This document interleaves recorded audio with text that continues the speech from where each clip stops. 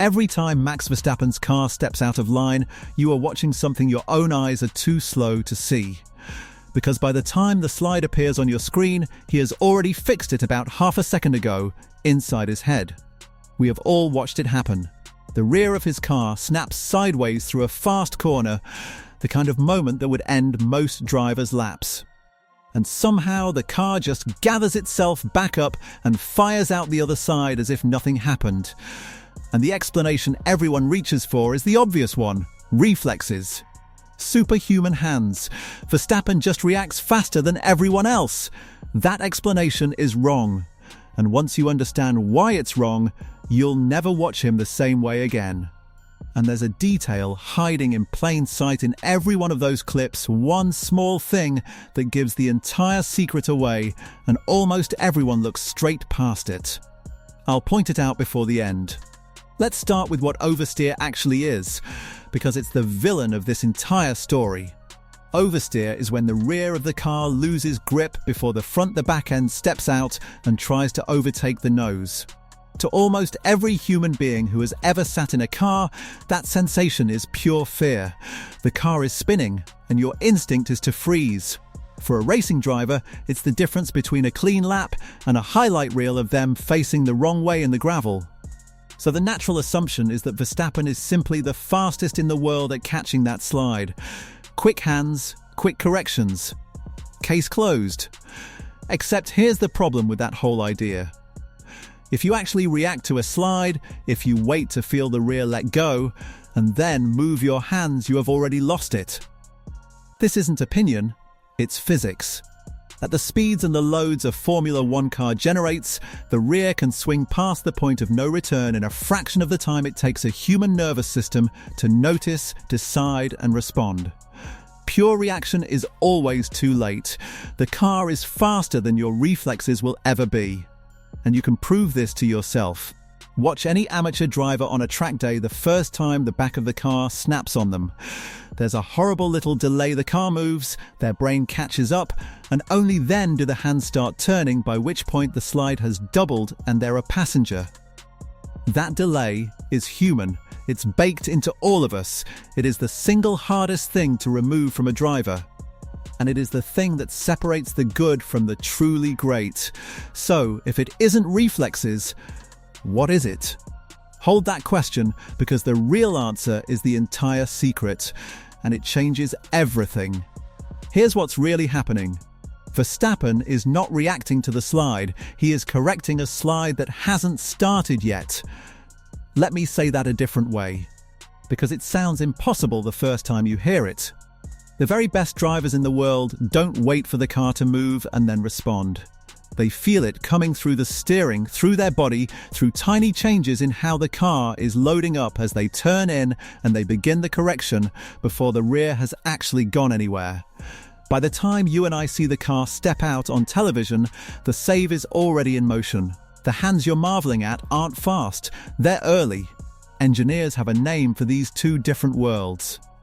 Reacting to something after it happens is one kind of control. Anticipating it and acting before it happens is another kind entirely, and it is a completely different, far higher level of driving.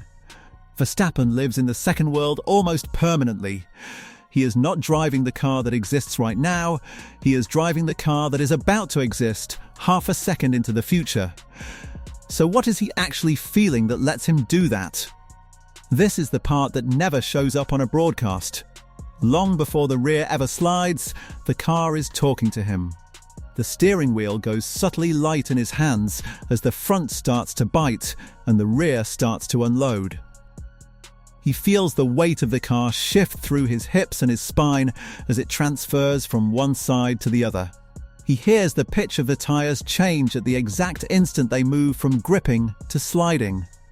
All of these signals arrive a beat before the car actually breaks away, and where a normal driver ignores them and waits for the big, obvious movement, Verstappen is already responding to the whisper that comes before the shout. That's the real skill, not catching the slide. Reading the warning that the slide is about to arrive. And this is where his most unusual habit finally makes sense. Because here's the twist almost nobody appreciates. Verstappen doesn't just tolerate a car that oversteers. He deliberately builds one. He sets his car up with a sharp, darty front end and a deliberately loose, nervous rear, the exact balance that most drivers would beg their engineers to take away. He runs the car right on the edge of instability on purpose. And the reason is beautiful once you see it. A car that wants to rotate a car whose rear is willing to come around turns into a corner faster than a stable, planted one. The looseness that terrifies everyone else is, for him, free rotation. The car pivots, points at the exit sooner, and lets him get back on the throttle earlier than a safe, understeering car ever could. He is not surviving oversteer, he is using it. He provokes the exact monster everyone else runs from, because that monster is worth lap time, but only if you can live inside it. And that last part is where the real gap opens up. Here's why that rotation matters so much. A corner isn't really about how fast you go through the middle of it, it's about how early you can start accelerating toward the next straight.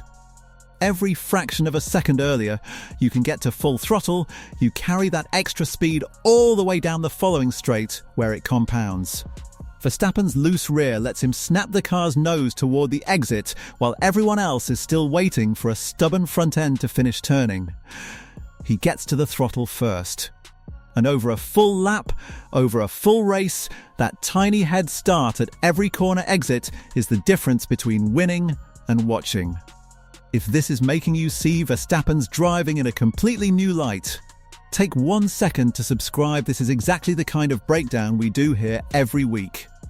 So now picture what he's actually doing in a single fast corner, because it's genuinely a high-wire act.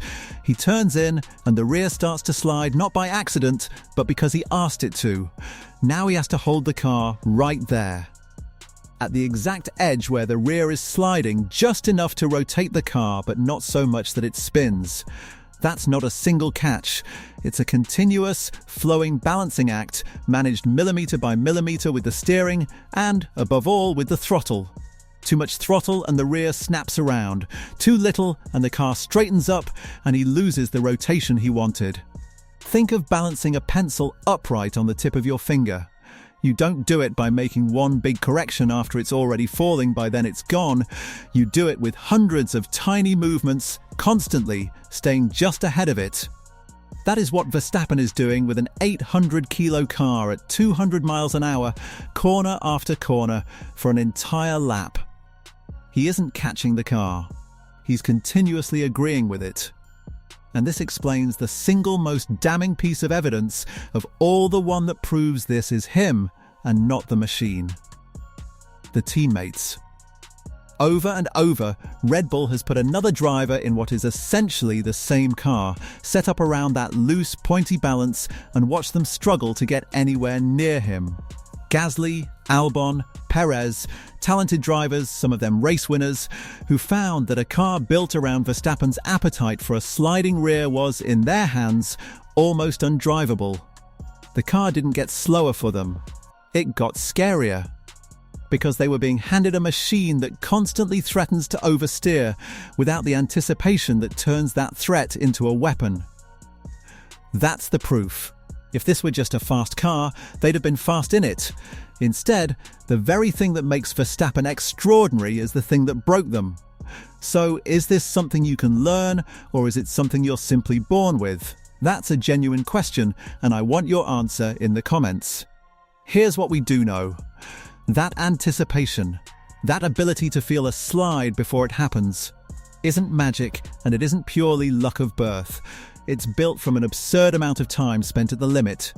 Verstappen has spent thousands upon thousands of hours in simulators and in serious online sim racing, an environment that does one thing better than almost anything else.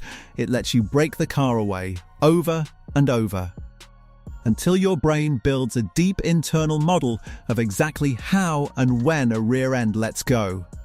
He has felt the moment before the slide 100,000 times. So when it happens for real, at Silverstone or Suzuka or in the wet at Interlagos, it isn't a surprise he's reacting to. It's a situation he recognizes. And recognition is instant in a way that reaction never can be. And the moments where this becomes undeniable are the ones where grip disappears. Think of a wet race where the track offers almost nothing and the car is trying to slide at every corner. That is precisely where most drivers tiptoe and lose seconds, and precisely where Verstappen tends to pull away as if he's on a different surface. His drive through the field in the wet at Brazil years ago is still talked about for exactly this reason. Or take him out of Formula One entirely and put him on the Nürburgring's Nordschleife in a GT car, a place with blind crests and no room for error, and he wins on one of his first serious attempts. Different car, different discipline, same underlying gift when the grip goes unpredictable. The man who can predict the slide is the man who's still fast. But here is the part of this story that keeps it honest, because there's a price for driving this way. Living on the edge of a slide is living one tiny miscalculation away from a spin. The same knife-edge setup that lets him rotate the car faster than anyone is the reason that, just occasionally, you'll see even Verstappen snap the car around and end up in the gravel. That isn't a contradiction of everything I've just told you, it's the confirmation of it. He is choosing to drive so close to the limit of control that the limit sometimes wins. A driver in a safe, stable car almost never spins. He also almost never has this kind of pace. Verstappen made a trade, and the rare spin is the receipt. Which brings us to the uncomfortable question hanging over all of this in 2026. Because the modern rules are quietly working against exactly this gift. The current cars are heavier, and the energy rules force drivers to manage their power in a way that punishes a loose, aggressive rear on corner entry. The window that Verstappen's whole style depends on that narrow band, where a sliding rear is a weapon and not a disaster, is being squeezed smaller every season. And that raises a real question about the sport itself. If the rules keep sanding away the oversteer that separates the truly gifted from the merely fast, does that make Formula One fairer, or does it slowly erase the very thing that makes a driver like this special? I'd love to know where you land on that. And that detail I told you to watch for? Here it is. Go back and look at Verstappen's hands and his body the next time the car is sliding hard beneath him, and notice how calm they are. No frantic soaring at the wheel, no panic, no wrestling, just smooth, small, unhurried inputs, as if he's mildly bored. That calm is the tell. You don't panic about something you saw coming. A driver who's genuinely surprised looks like he's fighting the car. Verstappen looks like he's conducting it because in his head, the slide already happened, and he's simply carrying out a plan he made half a second ago.